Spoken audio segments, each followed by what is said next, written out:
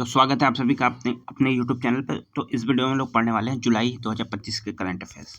जून के current affairs जून तक के क्वेश्चन फॉर्म में चैनल पर अपडेट है। आप जाके प्लेलिस्ट में सारे वीडियोस को देख सकते हैं। ठीक है, तो जुलाई में हम लोग देखते हैं शिक्षा मंत्रालय द्वारा केंद्रीय विद्यालयों के लिए राष्ट्रीय स्तर पर कुलपति सम्मेलन कहाँ पे हुआ था? केवड़िया, गुजरात। तो कुलपति सम्मेलन कहाँ हुआ? गुजरात। ठीक है, Kevadia, Gujarat. India house London में जो है भारतीय समुद्री निवेश सम्मेलन जो है वो हुआ। तो भारतीय समुद्री निवेश सम्मेलन कहाँ हुआ?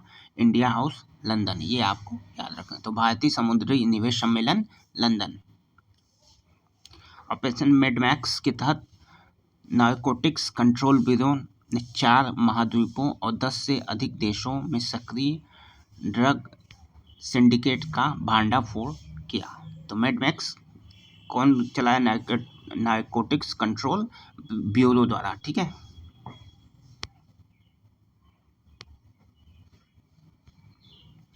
लेकिन नीति आयोग ने उत्तर पूर्वी विकास मंत्रालय और संयुक्त राष्ट्र विकास कार्यक्रम यानी यूएनडीपी के सहयोग से उत्तर पूर्वी जिला क्षेत्रों के लिए एसडीजी जो है सूचकांक को जारी किया है। तो इसमें मिजोरम, सिक्किम, त्रिपुरा, इन सभी जिलों को फ्रंट रनर्स की श्रेणी में रखा गया। तो कोई बहुत इंपॉर्टेंट ये नहीं है।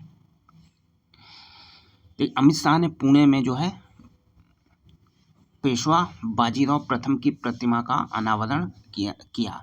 तो क्वेश्चन पूछेगा पेशवा बाजीराव प्रथम की प्रतिमा का अनावरण कहाँ हुआ था? पुणे में हुआ था। किसने किया था? अमित शाह ने किया था। ठीक है, राष्ट्रीय रक्षा अकादमी परिषद में। तो किसका?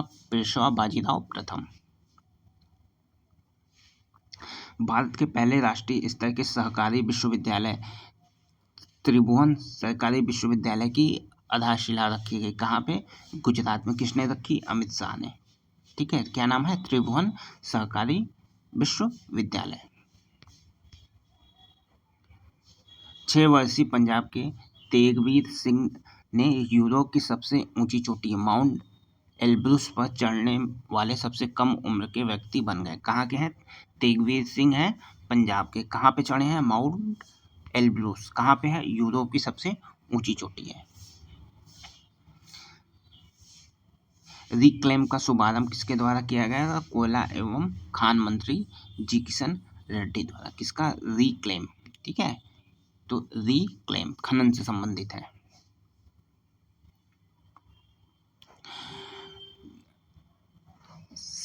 संस्कृति मंत्रालय द्वारा पहला वैश्विक पांडुलिपि विरासत सम्मेलन कहाँ पे हुआ था? नई दिल्ली में हुआ था। ठीक है, तो इम्पोर्टेंट है, याद रखना। कहाँ पे? नई दिल्ली में। राष्ट्रीय खेल नीति 2025 को जो है वो मंजूरी मिल गई है। तो राष्ट्रीय खेल नीति 2025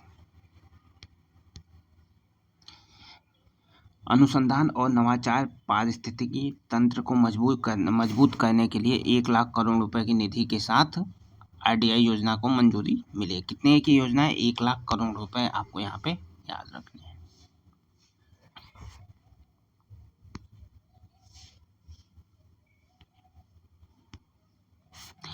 देखिए, गणेश उत्सव को महाराष्ट्र में राज्य महोत्सव घोषित किया गया है।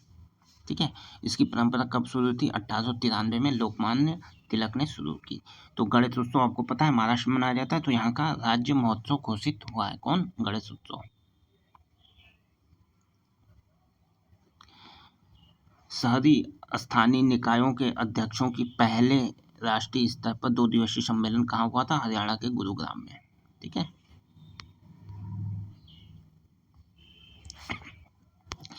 देखिए मराठा सैन्य परिदृश्य को 44वां धरोहर जो है इंडिया का बनाया गया है। ठीक है, और विश्व धरोहर समिति की बैठक कहाँ हुई थी? पेरिस में। इसी में जो है 44वां धरोहर कौन बना? मराठा सैन्य परिदृश्य। और इसमें टोटल कितने मराठा सैन्य परिदृश्य शामिल हैं? टोटल 12 मराठा परिदृश्य शामिल हैं। ये आपको याद रखना है, जिसमें 11 सैन्य हैं।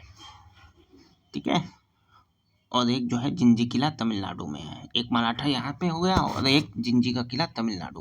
तो जिंजी किला भी पूछा जा सकता है कहाँ है? तमिलनाडु। और बाकी कहाँ है? महाराष्ट्र में। हरेला पर्व कहाँ मनाया गया? उत्तराखंड में। हरेला पर्व उत्तराखंड में कितने पौधे लगाए गए? 5 लाख। केरल के अलपुझा में स्थित अथोनुकल पुलिस स्टेशन को भारतीय मानक ब्यूरो से ISO प्रमाण पत्र प्राप्त करने वाला देश का पहला पुलिस स्टेशन बन गया। कौन है? केरल का है, ये याद रखना है, केरल। देखिए, इलेक्ट्रॉनिक ट्रक यानी ई ट्रक परियोजना का शुभ आरंभ हुआ है किसके तहत? PM ई ड्राइव योजना के तहत। इसके तहत प्रति वाहन जो है 9.6 लाख रुपए की वित्तीय सहायता प्रदान की जाएगी। तो इलेक्ट्रॉनिक ई ट्रक परियोजना के तहत 9.6 लाख रुपए आपको मिलेंगे। तो 9.6 यहाँ पे आपको याद रखना है। 11वां भारत मक्का शिखर सम्मेलन कहाँ हुआ? नई दिल्ली में। किसके द्वारा? शिवराज सिंह चौहान, केंद्रीय कृषि मंत्री द्वारा। हाल ही में बिहार सरकार ने सरकारी नौकरियों में विशेष रूप से बिहार के मूल निवासी महिलाओं को 35% आरक्षण मिला है। तो महिलाओं के लिए 35% आरक्षण कहाँ हुआ है? नौकरियों में, बिहार। देखिए, पंजाब के फाजिल्का में भारत का पहला लकड़ी से निर्मित गुरुद्वारा खोला गया। तो इम्पोर्टेंट क्वेश्चन है। तो लकड़ी से निर्मित गुरुद्वारा कहाँ पे? पंजाब के फाजिल्का में। पहला खगोल पर्यटन महोत्सव कहाँ पे आयोजित हुआ था? लेह, लद्दाख के लेह में। तो खगोल पर्यटन उत्सव कहाँ? लेह।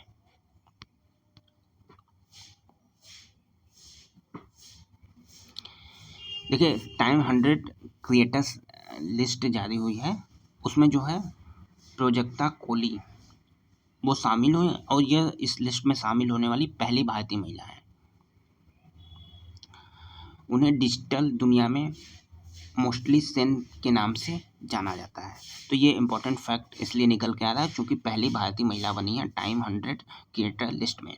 तो कौन है? प्रोजक्ता कोली।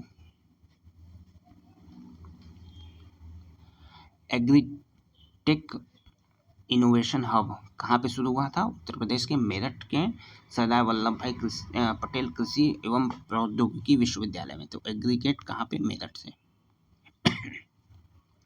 हिमाचल प्रदेश देश का पहला ऐसा राज्य बन गया है जिसने सार्वजनिक वितरण प्रणाली यानी PDS में राशन वितरण के लिए आधार आधारित फेस ऑथेंटिकेशन शुरू किया। तो फेस ऑथेंटिकेशन PDS में किसने शुरू किया? HP, हिमाचल प्रदेश।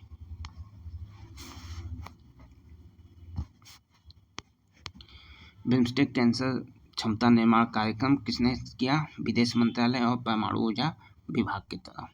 ठीक है, मुंबई में।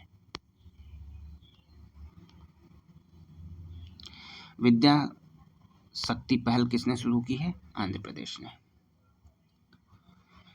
हाल ही में उत्तर प्रदेश के सोनभद्र जिले में स्थित सालखन फॉसिल पार्क को यूनेस्को की विश्व धरोहर स्थलों में संभावित सूची में शामिल किया गया है।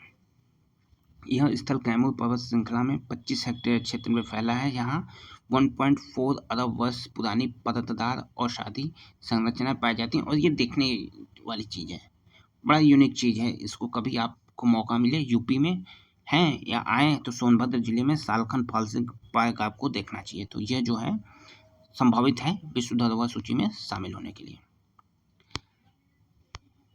चलिए बाकी के क्वेश्चन हम लोग अगले वीडियो में देखेंगे।